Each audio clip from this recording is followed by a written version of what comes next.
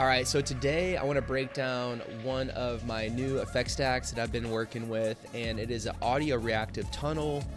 It is fun to play around with. I'm going to be giving you guys a folder with these effects so you can download them and follow along. There's also going to be plenty of different spots where you can split off and modify your own, customize it, and get your own looks from this foundation that we're going to go over here. So to kick it off, I'll be going through this. Feel free to pause the video along the way, and copy this as you want. The first will be the ISF shader toy Kingdoms and Castle Clouds. Next, well, before we move on, let's go ahead and turn that on and off to get an idea of what it's doing.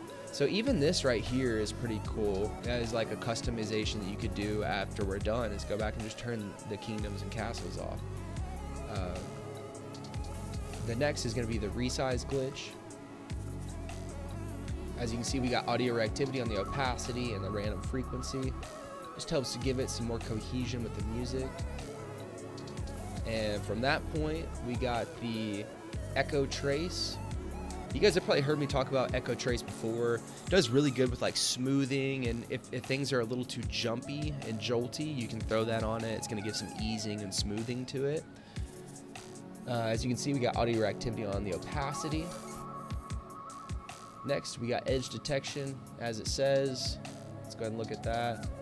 So if you want the more full squares like that, more color, that's probably what we're going to be getting it here, is just turning off that edge detection. And from that, we got another echo trace, and we had one up here. I like to add duplicates of these sometimes even 3. If I notice that I need a little bit more smoothing and easing, it's a little bit jolty, I'll add another one into the stack. So that's what you're seeing here. We'll turn that off. Go to the corner color tint. I use this one often just to get some really cool colors. So as you can see, it's black and white without it. And these are just different ways to play with it. So as you can see, I turned off the edge detection, turned off the corner color tint. This probably makes for a neat mask right now. So there's one other way you could toy with it. We'll turn those back on.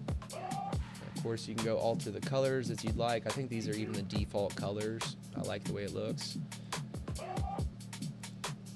This is a transform effect. This one's not really necessary. I just like the way that it makes the aesthetic of the visual do. I noticed it flipped something for me. I'm going to reset it up the first time. So, yeah, that's not necessary unless you just want to change the slight aesthetic of it. Now the tunnel, this is a key part to it. So here's without the tunnel on. Again, another really cool effect stack without the tunnel.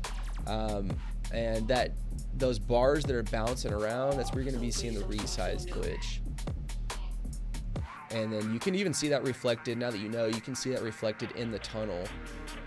You'll see some longer elongated rectangles, and that is that resize glitch. It's giving it that jump whenever the bass hits and it picks up on it.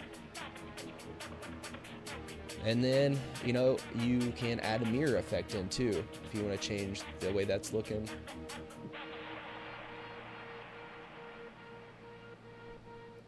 And then I really like the way that it just kind of traces around in a circle.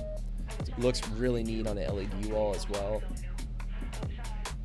So yeah, feel free to edit that up, have fun with that, change the colors, do all the things, and we'll talk soon.